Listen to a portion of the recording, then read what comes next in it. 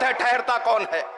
राह में खतरे बहुत है, ठहरता कौन है। मौत कल आनी है, आज आ जाए, डरता कौन है। तेरे लश्कर के मुकाबिल है नरेंद्र मोदी, मैं अकेला ही सही। तेरे लश्कर के मुकाबिल, ये राहुल गांधी बोल रहे हैं कि तेरे लश्कर के मुकाबिल नरेंद्र मोदी में अकेला ही सही, फैसला मैदान में होगा कि मरता कौन है। यकीनन वो राहुल गांधी निकले हैं, घबराहट उनको नहीं, घबराहट हम जैसे लोगों को है कि जो चोला बदलकर ये पार्टी से वो पार्टी में चले जाते हैं। कहां गए पानी पे चलने वाले लोग। सितम तो ये है कि हमारे सफों में शामिल है, सितम तो यह है कि हमारी सफों में शामिल है। चिराग बुझते ही खेमा बदलने वाले लोग। हमें खेमा बदलने वाले लोग नहीं चाहिए, हमें ऐसे लोग चाहिए जो हिंदुस्तान का मुस्तकबिल लिखने में हमारे साथ आए। मैं अपनी बात को समेटता हूं, बहुत सारे मुकर्रिर है, लेकिन आज आपको बता दूं कि शरद पवार भी निकले हैं। आज ये दुष्ट और ये पापी लोग जिन्होंने जोड़ तोड़ की राजनीति महाराष्ट्र में की है, आज ये सब एक जमा हो गए। आज इन्होंने फडणवीस, अजित पवार और शिंदे को मिलाकर एक टीम बनाई। मैं वो टीम के बारे में कहना चाहता हूं कि आओ चोरो बांधो भारा, आओ चोरो बांधो भारा, आधा तुम्हारा और आधा हमारा, ये इनका काम है। ऐसे लोगों के पीछे हमें नहीं जाना है। आज हमें फैसला करना है, आज फैसले की घड़ी है, आज फैसले का वक्त है। और इस वक्त हमने फैसला नहीं किया तो यकीन जानो कि हमारी मुस्तकबिल, हमारे बच्चे हमारे से मुंह मोड़कर कहेंगे कि मेरे वालिद सच का साथ देना था। आज आपको नहीं पता, ये हमारे दिल और हमारे स्वाभिमान को, हमारे वकार को निपटाकर इस बात के लिए पीछे पड़े हैं कि इनके तिजोरियों में बंद कर दिए जाए, इनके सोने के चांदी के महलों में बंद कर दिए जाए। अरे जीत इन दुष्ट और पापियों की नहीं होगी, इन पाखंडियों की जीत नहीं होगी, जीत आपकी होगी। जीत बेईमानों की नहीं, जीत ईमानदारी की होगी।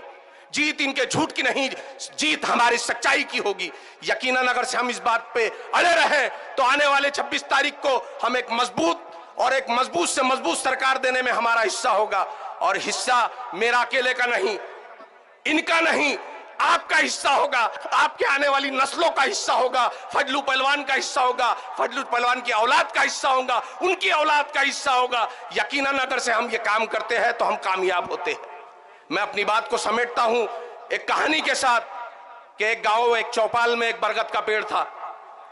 यह सुनाकर आपसे रुखसती चाहूंगा कि एक चौपाल पर एक बरगद का पेड़ था, उसके घोंसले कुछ चिड़िया का घोंसला था और उसके डाल के ऊपर कुछ अजगर बैठा और कौवे बैठा करते थे। गांव के अंदर आग लगी हुई थी और आग आसमान से बातें कर रही थी। ऐसे लगता था कि मानो पूरा गांव जलकर खाक हो जाएगा। लोग अपने सहूलत के हिसाब से पानी की बाल्टियां लेते और पानी की बाल्टियां उस आग की तरफ फेंकते, और जब आग की तरफ फेंकते तो चिड़िया भी अपने घोंसले से उड़ी और चोंच में पानी लिया और चोंच में पानी लेकर वो कतरात उस आग की तरफ फेंकने लगी। ऐसा उसने बहुत देर तक किया।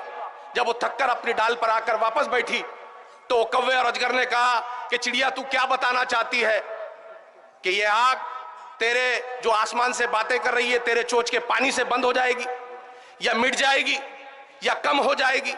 तो उस चिड़िया ने जवाब दिया, वो ऐतिहासिक जवाब, वो तारीखी जवाब आप सुने कि उस चिड़िया ने कहा कि मुझे मालूम है मेरी हैसियत कितनी है, मेरे चोंच में पानी कितना है मुझे मालूम है, लेकिन मैं इसलिए आग पे पानी डाल रही हूं कि कल जब इस आग लगने का इतिहास लिखा जाएगा तो मेरा नाम आग लगाने वालों में नहीं, आग बुझाने वालों में लिखा जाएगा। वैसे ही ये जब तारीख अकोला की सरजमीन की तारीख लिखी जाएगी तो हमारा नाम जीत कर आने वाले लोगों में लिखा जाना चाहिए, बल्कि नाशुक्रों, नाफरमानों, धोखेबाजों के साथ हमारा नाम पेबस्त नहीं होना चाहिए। हमारा काम इस बात पे होना चाहिए कि हमारे घरों को आग लगाने वाले कौन है। मैं आपसे कहना चाहता हूं, कोई मौसम हो, दुख सुख में गुजारा कौन करता है, परिंदों की तरह सब कुछ गवारा कौन करता है। घरों की राख फिर देखेंगे, पहले देखना यह है घरों को फूंक देने का इशारा कौन करता है। यकीनन आज जरूरत इस बात की है कि हम आज अपने आप को सवारे। कुछ लोग कहते हैं ये डाइस कांग्रेस का है, लेकिन मैं अपनी बात को मुकम्मल करना चाहता हूं। मेरे कौम और मिल्लत के लोग यहां मौजूद है। किसी ने कहा था कि अब आसमां तपती हुई जलती जमीन पर नहीं आने वाला, अब यहां कोई पैगंबर नहीं आने वाला। प्यास कहती है चलो रेत निचोड़ी जाए, अपने हिस्से में समंदर नहीं आने वाला। अब तुम्हें खुद ही काबे की हिफाजत करनी है, अब अबाबिलों का लश्कर नहीं आने वाला। यकीन जाने आप, मैं आपको यहां से जवाब देना चाहता हूं कि तू पुकारेगा, तू पुकारेगा, अगर से मेरी बात आप तक पहुंच रही है तो मेरे आवाज में तायद मिलाकर बोले कि तू पुकारेगा तो ऐ सहने रम आएंगे, तू पुकारेगा तो ऐ सहने रम आएंगे। अब अबाबिलों के अंदाज में हम आएंगे, लेके आएंगे हाथों में सदाकत के अलम, ये अलग बात के तादाद में कम आएंगे। वो आखिरुद्दावाना अनिल हम्दुलिल्लाहि रब्बिल आलमीन। अस्सलामु अलैकुम।